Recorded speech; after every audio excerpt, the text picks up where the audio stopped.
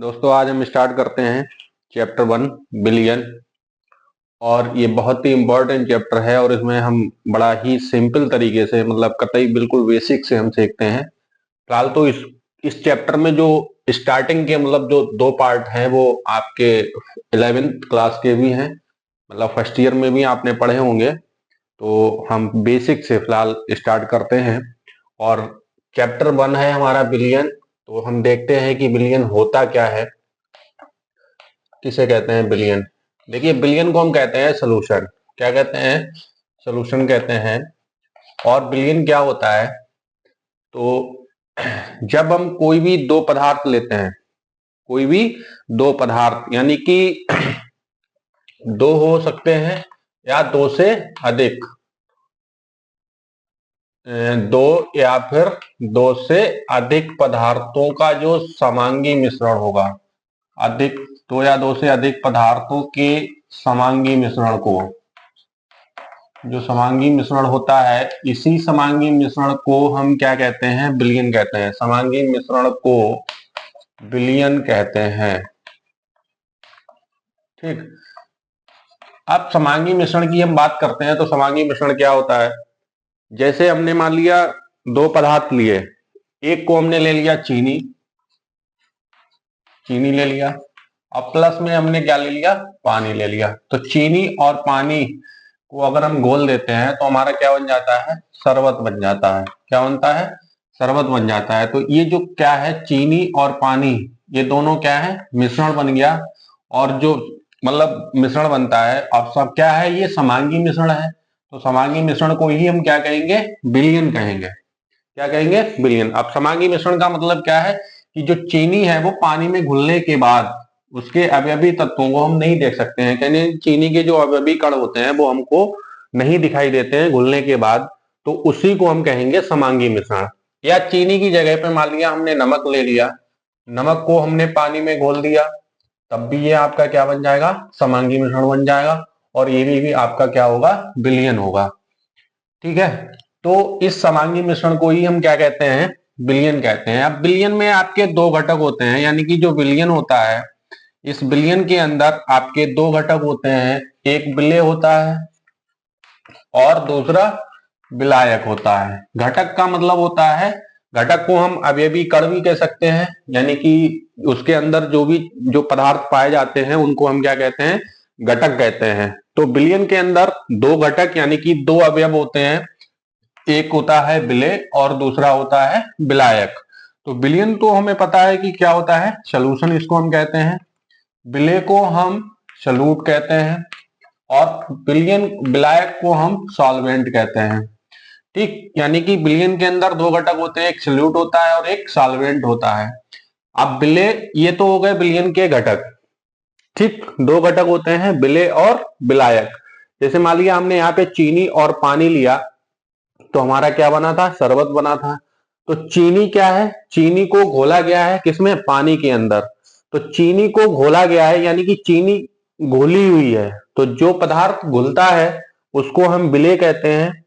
और जिसमें घुलता है यानी कि चीनी पानी के अंदर घुली है तो पानी क्या हो गया आपका? विलायक।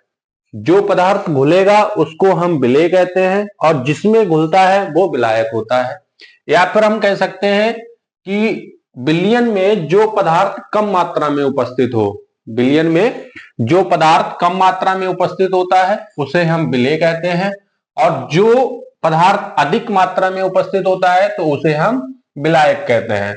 जैसे मान लिया हमने नमक है, इस नमक को हमने पानी में घोला है, तो नमक क्या होगा? कम मात्रा में होगा और पानी क्या होगा? ज्यादा मात्रा में। तो नमक कम मात्रा में है तो ये विलेय हो गया और पानी ज्यादा मात्रा में है तो ये विलायक हो गया। या फिर हम कह सकते हैं ग्लूकोज ले लें हम। जैसे हम ग्लूकोज लेते हैं तो ग्लूकोज और प्लस पानी, यानी कि ग्लूकोज को अगर हम पानी के अंदर घोल देते हैं तो जो मिश्रण बनता है वो क्या बनेगा? आपका विलियन बनेगा, क्योंकि ग्लूकोज भी पानी में घुलने के बाद हमको उसके अवयवी कण जो होंगे वो उसको हम नहीं देख सकते हैं, वो भी क्या होता है? आपका समांगी मिश्रण होता है। तो इस समांगी मिश्रण को ही हम क्या कहेंगे? विलियन कहेंगे। तो ग्लूकोज भी क्या होगा? इसमें कम मात्रा में और पानी जो होता है वो अधिक मात्रा में होता है। तो ग्लूकोज आपका विलेय हो जाएगा और पानी आपका विलायक हो जाएगा। तो इस तरीके से हम समझ सकते हैं ये है हमारा बिलियन। तो बिलियन क्लियर हो गया। अब इसी घटकों के आधार पर, इन्हीं घटकों के आधार पर जो विलयन होते हैं वो हमारे निम्न प्रकार के होते हैं। जैसे मान लिया हमारा द्विअंगी विलयन हो गया। क्या हो गया? द्विअंगी विलयन। इसको हम बाइनरी सोल्यूशन कहते हैं। क्या कहते हैं? बाइनरी सोल्यूशन कहेंगे। द्विअंगी का मतलब होता है दो अंग। द्विअंगी का मतलब क्या हुआ? दो अंग। दो अंग का मतलब हो गया कि इसके दो अंग होंगे। कहने का मतलब है कि विलयन में जब दो पदार्थ घुले हों, विलयन के अंदर जब दो पदार्थ घुले हों तो उसको हम क्या कहेंगे? द्विअंगी विलयन कहेंगे। जैसे हमने यहाँ पे ग्लूकोज और पानी घोला तो यहाँ पे केवल दो ही पदार्थ हुए हैं, एक ग्लूकोज है, दूसरा पानी है। तो ये कौन सा विलयन हो गया? हमने ग्लूकोज मतलब द्विअंगी विलयन हो गया। ऐसे ही अगर हम बात करें तो एक होता है हमारा तिरंगी विलयन। तिरंगी विलयन को हम टर्नरी विलयन कहते हैं, टर्नरी सॉल्यूशन कहते हैं। अब तिरंगी विलयन में क्या होगा कि इसमें घटक जो होंगे वो कितने होंगे? आपके 3 होंगे। जैसे मान लिया हमने चीनी और पानी घोल लिया, ठीक है, चीनी पानी को घोला, उसके बाद हमने इसमें क्या डाल दिया? नींबू डाल दिया। ठीक, तो नींबू डालेंगे तो घटक इसमें कितने हो गए? 3 हो गए, चीनी, पानी और नींबू। तो 3 घटक हो गए, तो वो क्या हो गया? आपका तिरंगी विलयन हो गया। ऐसे ही विलयन कई प्रकार के होते हैं, मतलब आगे जितने पदार्थ बढ़ते जाएंगे उतने ही पदार्थ उतना ही विलयन बनता चला जाएगा। लेकिन हमें केवल यहाँ पे इस चैप्टर में केवल दो ही चीजों की बात करनी है, या तो तिरंगी विलयन की और या फिर द्विअंगी। लेकिन मेन रूप से हम बात करते हैं केवल द्विअंगी विलयन की। और द्विअंगी विलयन में क्या होगा? मतलब एक विलेय होता है और दूसरा विलायक होता है। तो विलेय और विलायक तो हम आपको बता ही चुके हैं कि ग्लूकोज और पानी को हमने जब घोला तो ग्लूकोज आपका क्या है? विलेय, और पानी आपका क्या है? विलायक है। ठीक है, तो दोस्तों ये हो गए हमारे विलयन। विलयन मतलब परिभाषा हो गई। अब देखते हैं कि विलयन कितने, मतलब विलयन के गुण क्या होते हैं। जैसे हम देखते हैं, बात करते हैं विलयन के गुण की, तो विलयन के गुण जो होते हैं वो क्या होंगे?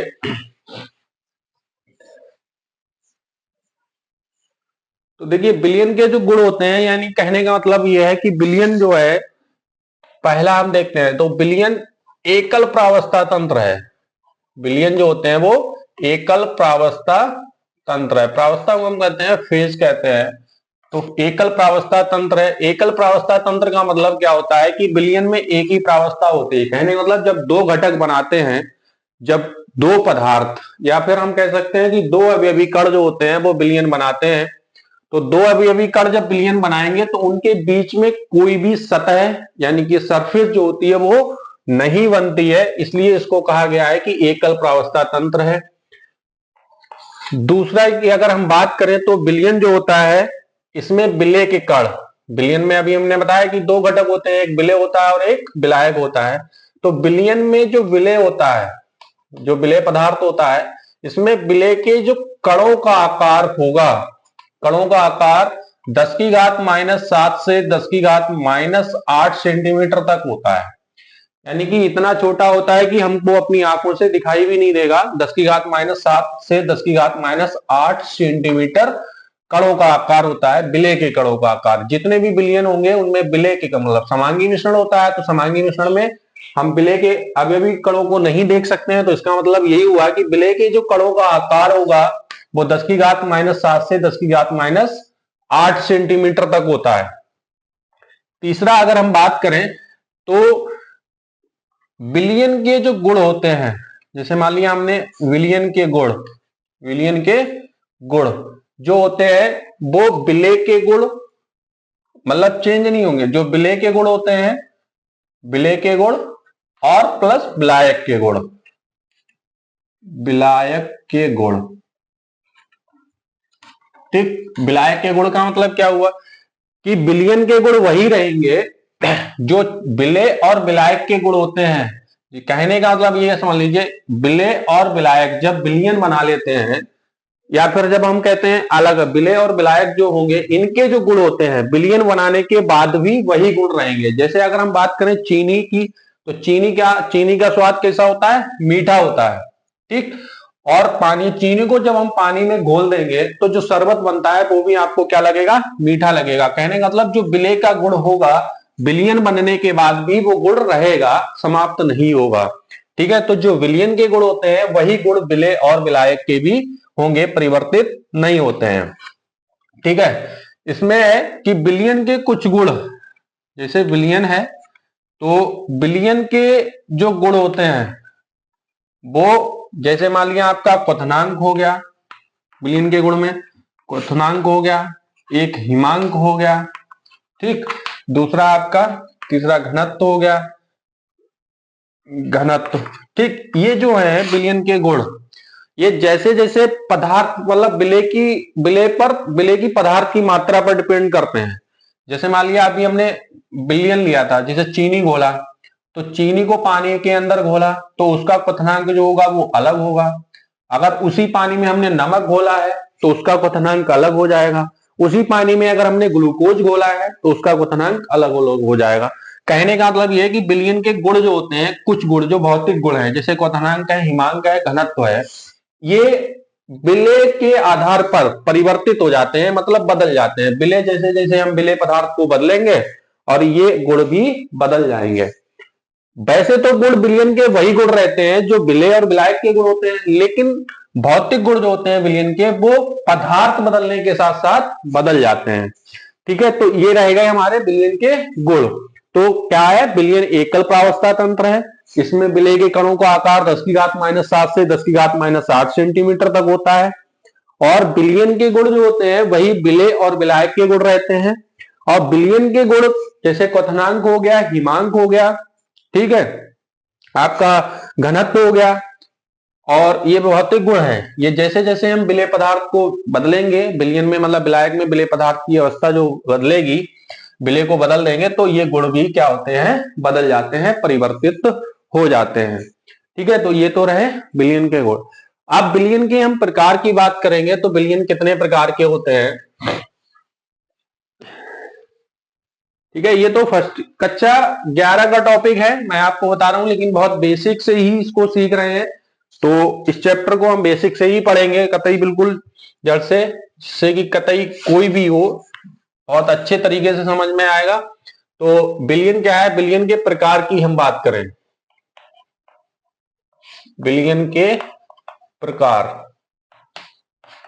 इसको हम बोलते हैं टाइप ऑफ सॉल्यूशन।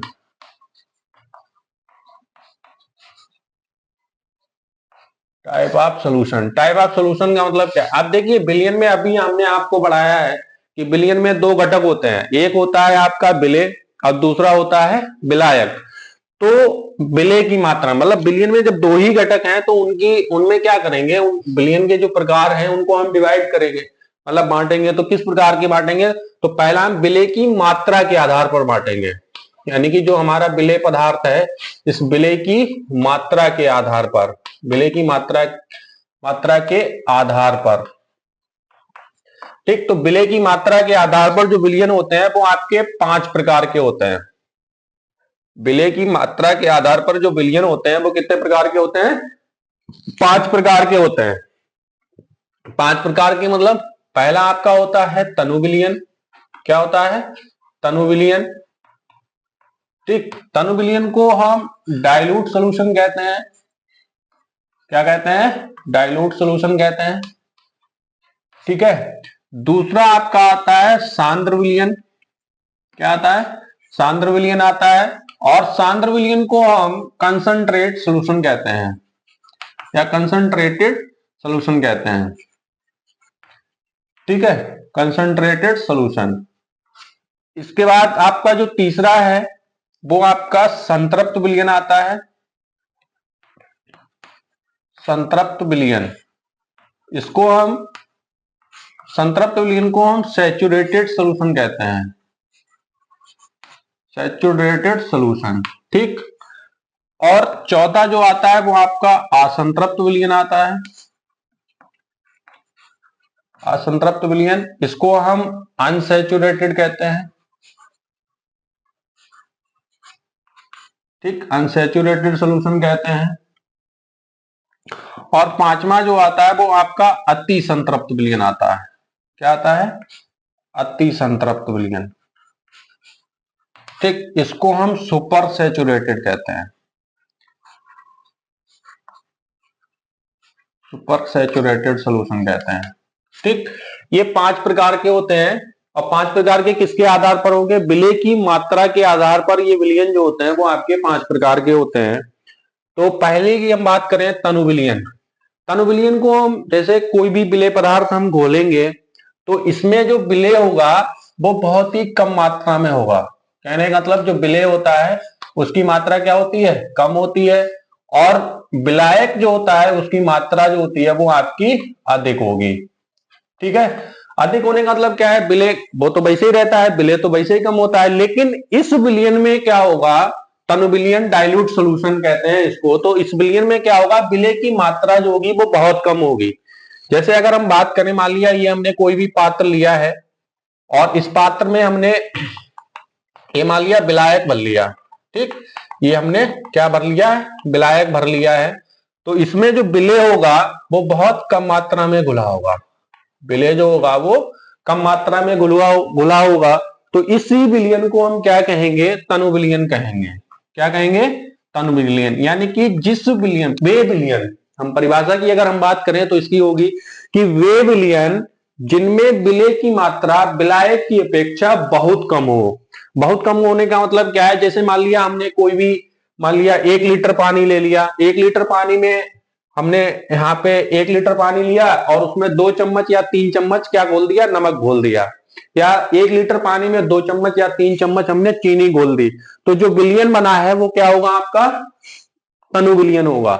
और तनु विलयन को अगर हम सामान्य भाषा में कहते हैं तो कह सकते हैं इसको पतला घोल। क्या कह सकते हैं? पतला घोल, यानी कि बहुत पतला हो। ठीक, तो उसको हम क्या कहेंगे? तनु विलयन कहते हैं। ठीक है, तो ये क्या हो गया? तनु विलयन में मतलब विलय की जो मात्रा होगी वो बहुत कम होगी। जैसे ये विलयन है, इसमें विलायक पूरा भरा हुआ है और विलय जो है वो बहुत कम मात्रा में उपस्थित है, तो ये क्या हो जाएगा? आपका तनु विलयन हो जाएगा। इसी तरीके से हम सांद्र विलयन की बात करेंगे तो सांद्र विलयन में क्या होता है कि इसमें विलय की मात्रा जो होती है वो अधिक होती है। विलय की मात्रा क्या होगी?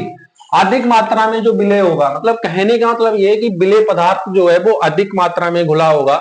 जैसे मान लिया हमने ये पात्र ले लिया और इसमें ये विलय मतलब विलायक भर दिया। ठीक, कोई भी मान लिया जल भर दिया हमने और इस जल में क्या कर दिया हमने? चीनी घोल दी और चीनी को घोला, ज्यादा अधिक मात्रा में चीनी को घोला। ठीक, तो जब अधिक मात्रा में चीनी घुलेंगे तो ये क्या हो जाएगा? आपका सांद्र विलयन। ठीक, और सामान्य भाषा की अगर हम बात करें तो सामान्य लैंग्वेज में सांद्र विलयन को हम कहते हैं गाढ़ा विलयन। जैसे मान लिया कोई भी चीज हमने बहुत गाढ़ी होती है तो उसमें उसको हम क्या कहेंगे? सांद्र विलयन कहेंगे। तो ये क्या हो जाएगा? सांद्र विलयन। सांद्र विलयन में विलय पदार्थ जो घुला होगा वो अधिक मात्रा में घुला होगा। ठीक है, तो उसको हम कहेंगे सांद्र विलयन। अब बात करते हैं हम संतृप्त विलयन की। बात क्या करते हैं? संतृप्त विलयन की। तो संतृप्त विलयन का मतलब होता है कि इसमें विलायक की जो मतलब होगा उसमें निश्चित ताप पर विलय की मात्रा और अधिक नहीं घोल सकते हैं। मतलब उसी तरह एक निश्चित ताप पर विलय की और अधिक मात्रा को नहीं घोला जा सकता है, तो उसको हम संतृप्त विलयन कहते हैं। कहने का मतलब जैसे एग्जाम्पल की अगर हम बात करें तो मान लिया हमने 100 ग्राम क्या ले लिया? 100 ग्राम हमने मान लिया कोई भी पदार्थ लिया, 100 ग्राम विलायक लिया है और इस 100 ग्राम विलायक में मान लिया हमने 20 ग्राम चीनी घोल दी। 20 ग्राम चीनी या फिर 20 ग्राम क्या घोल दिया? विलय घोल दिया। चीनी की बात छोड़ दो, मतलब विलय की बात कर रहे हैं। तो 100 ग्राम हमने विलायक लिया और इसमें हमने विलय की मात्रा 20 ग्राम घोल दी। तो 20 ग्राम जो मात्रा घोली है, अब इसी टेम्परेचर पर अगर हम कोई इसमें 5 ग्राम विलय पदार्थ और घोलना चाहे तो वो इसमें घुलेगा नहीं, वो इसमें नहीं घुलेगा, क्योंकि इसमें हम और अधिक मात्रा नहीं घोल सकते हैं। तो वो क्या होगा? आपका संतृप्त विलयन होगा। जैसे एग्जाम्पल की अगर हम बात करें तो सोडा वाटर है। क्या है? Soda water. तो सोडा वाटर में क्या होता है? सोडा वाटर कह सकते हैं हम, या फिर हम कह सकते हैं सोडा वाटर, मान लीजिए कोल्ड ड्रिंक है, ये भी हो सकता है। तो सोडा वाटर क्या होता है कि इसमें पानी में कार्बन डाइऑक्साइड गैस घुली होती है। क्या घुली होती है? कार्बन डाइऑक्साइड गैस घुली होती है। और कार्बन डाइऑक्साइड गैस जो होती है वो एक निश्चित मात्रा में घुली होती है। अगर इसमें हम और कार्बन डाइऑक्साइड गैस घोलना चाहें तो हमको क्या करना पड़ेगा? टेम्परेचर बढ़ाना पड़ेगा। तो उसमें क्या है कि विलय की हम और अधिक मात्रा को नहीं घोल सकते हैं, तो वो क्या हो जाएगा? आपका संतृप्त विलयन हो जाएगा। ठीक, असंतृप्त विलयन की बात करें तो असंतृप्त विलयन में क्या होगा कि जिसमें विलय की और अधिक मात्रा को घोला जा सके। जैसे हमने 100 ग्राम पानी में 20 ग्राम विलायक हम विलेय घोल सकते हैं, 100 ग्राम विलायक में 20 ग्राम विलेय हम घोल सकते हैं, तो इसमें क्या कर दिया जाए, मान लिया 15 ग्राम विलेय घुला हो तो 5 ग्राम हम और घोल लेंगे, या 10 ग्राम घुला हो तो हम 10 ग्राम और घोल लेंगे। कहने का मतलब इसमें जो विलेय की मात्रा होगी वो संतृप्त विलयन की अपेक्षा कम होगी, तो उसको हम क्या कहेंगे, असंतृप्त विलयन कहेंगे, असंतृप्त विलयन कहेंगे। जैसे हम बात करें मिलावटी दूध की, क्या बात करें, मिलावटी दूध की। मिलावटी दूध का मतलब क्या है कि मतलब 1 लीटर पानी लिया, उसमें 50 ग्राम या 100 ग्राम हमने पानी मिला दिया, तो 1 लीटर दूध में हम पानी की और मात्रा मिला सकते हैं, तो वो क्या हो जाएगा, आपका असंतृप्त विलयन हो जाएगा। कहने का मतलब ये है कि हम इसमें और अधिक विलेय की और अधिक मात्रा को हम घोल सकते हैं, या फिर हम कह सकते हैं कि इसमें विलेय की जो मात्रा होगी वो संतृप्त विलयन की अपेक्षा कम होगी। अति संतृप्त विलयन की हम बात करें तो अति संतृप्त विलयन को हम कहते हैं सुपर सैचुरेटेड सॉल्यूशन। इसमें सुपर सैचुरेटेड सॉल्यूशन का मतलब होगा कि इस विलयन में जो विलेय की मात्रा होगी, विलेय की जो मात्रा होती है वो आवश्यकता से अधिक घोल दी जाए, आवश्यकता से अधिक घोल दी जाए, तो उसको हम कहते हैं, आवश्यकता से अधिक घोल दी जाए तो उसे हम क्या कहेंगे, अति संतृप्त विलयन कहेंगे। तो आवश्यकता से अधिक घोलने का मतलब क्या हुआ कि जैसे मान लिया अगर कोई भी व्यक्ति एक दिन में मान लिया 5 रोटी खाता है, ठीक, 5 रोटी खाता है, और उसको 5 रोटी खाने के बजाय उसको कितनी खिला दी जाए, 6 खिला दी जाए, या फिर 7 रोटी खिला दी जाए। आवश्यकता केवल 5 रोटी की थी, लेकिन उसको खिला कितनी थी, 6 या फिर 7। तो आवश्यकता से अधिक जब विलेय पदार्थ मिला होगा तो उसको हम कहेंगे अति संतृप्त विलयन। ठीक है दोस्तों, तो ये है हमारे 5 प्रकार के विलयन होते हैं, और वो भी किसके आधार पर हैं, विलेय की मात्रा के आधार पर हैं। अब इसी प्रकार हम विलायक की मात्रा के आधार पर देखेंगे, तो विलेय की मात्रा के आधार पर ये 5 प्रकार के विलयन होते हैं। इसमें से मतलब ये तो इनका वर्क तो रहता ही है, सभी का वर्क है, लेकिन मेन चीज हमको ज्यादातर यूज ये होंगे, तनु विलयन और सांद्र विलयन, ये तो होते हैं, ये तो हमें ज्यादातर यूज करने को मिलेंगे, ज्यादातर यूज होते हैं, तो इनका हमें विशेष ध्यान रखना है, तनु विलयन और सांद्र विलयन का। और बाकी तो फिलहाल ये जो संतृप्त और असंतृप्त हैं ये विलयन भी यूज होते हैं, लेकिन इनका यूज कम होता है। इस चैप्टर में सबसे ज्यादा यूज जो होगा वो आपका तनु विलयन और सांद्र विलयन का रहेगा 12th क्लास के लिए, तो हमको ये विशेष रूप से ध्यान रखना है, तनु विलयन और सांद्र विलयन। जो भी आपके न्यूमेरिकल बनेंगे वो भी इसी के बेस पर बनेंगे, मतलब कभी कहीं पे कह दिया जाएगा आपका सांद्र विलयन या कह दिया जाएगा तनु विलयन है, तो उसको में आपको विशेष ध्यान रखना होगा। अब हम देखते हैं विलायक की मात्रा के आधार पर, जो विलायक होता है इस विलायक की अवस्था के आधार पर, विलायक की अवस्था के आधार पर, विलायक की अवस्था मतलब भौतिक अवस्था ले लेंगे हम, विलायक की भौतिक अवस्था के आधार पर, भौतिक अवस्था के आधार पर, ठीक, भौतिक अवस्था के आधार पर का मतलब क्या है कि इसमें जो विलेय होता है उसको हम भौतिक अवस्था, भौतिक अवस्थाएं कौन सी होती है, जैसे कोई भी ठोस है, द्रव है या गैस है, उस विलायक की अवस्था के आधार पर हम देखेंगे। तो इसके आधार पर जो विलयन होते हैं वो आपके 3 प्रकार के विलयन होते हैं। कितने प्रकार के विलयन होंगे, 3 प्रकार के विलयन होते हैं। एक होता है, फर्स्ट नंबर पे आपका होता है गैसीय विलयन। क्या होता है, गैसीय विलयन। इस गैसीय विलयन में इसको गैसीय सॉल्यूशन कहते हैं, गैसीय सॉल्यूशन कहते हैं, गैसीय सॉल्यूशन, ठीक, गैसीय सॉल्यूशन कहते हैं। और गैसीय सॉल्यूशन में क्या मतलब होता है कि इसमें विलेय जो रहेगा, गैसीय सॉल्यूशन में जो विलेय होता है, विलयन में 2 ही चीजें होती हैं, एक विलेय होता है और एक विलायक होता है। तो विलेय तो आपका गैस भी हो सकता है, आपका द्रव भी हो सकता है और आपका ठोस भी हो सकता है, लेकिन जो विलायक रहेगा, ये विलायक हमेशा जो है वो आपका गैस अवस्था में ही रहेगा, ठीक। यानी कि हम कह सकते हैं कि जो विलेय है, गैसीय विलयन में क्या है कि विलायक हमेशा गैस रहेगा, और जो विलेय होगा वो आपका गैस भी हो सकता है, वो आपका द्रव भी हो सकता है, वो आपका ठोस भी हो सकता है। तो उस प्रकार का जो विलयन बनेगा, यानी कि हम कह सकते हैं किसी भी गैस को गैस में घोल दें, किसी भी द्रव को हम गैस में घोल दें, या किसी भी ठोस को हम गैस में घोल दें, तो जो विलयन बनेगा वो क्या कहलाएगा, आपका गैसियस सॉल्यूशन कहलाएगा। ठीक। दूसरे की अगर हम बात करते हैं तो हमारा होगा द्रव विलयन। द्रव विलयन को हम कहेंगे लिक्विड सॉल्यूशन। तो इसमें विलय की तो तीनों अवस्थाएं हो सकती हैं, लेकिन जो विलायक आपका रहेगा, जो विलायक रहेगा वो आपका क्या होगा, द्रव अवस्था में होगा। विलायक जो होगा वो आपका द्रव अवस्था में रहेगा। ठीक है। बाकी विलायक द्रव अवस्था में रहेगा, लेकिन जो विलय रहेगा वो आपका तीनों अवस्थाओं में हो सकता है। गैस भी हो सकता है, द्रव भी हो सकता है और ठोस भी हो सकता है। तो इस प्रकार का जो विलयन बनेगा वो आपका द्रव विलयन कहलाएगा। इसमें विलायक केवल द्रव ही रहेगा। जब किसी भी गैस को द्रव में घोला जाए, या किसी द्रव को द्रव में घोला जाए, या किसी भी ठोस को द्रव में घोला जाए, तो जो विलयन बनेगा वो क्या कहलाएगा, द्रव विलयन कहलाएगा। हम एग्जाम्पल की बात करें, गैस को द्रव में घोलने की बात करें, तो गैस को द्रव में घोलने का मतलब क्या है, जैसे अभी हमने आपको बताया था कि सोडा वाटर है, तो सोडा वाटर है, तो सोडा वाटर में क्या है कि CO2 गैस को काय में घोल दिया जाए, जल में घोल दिया जाए।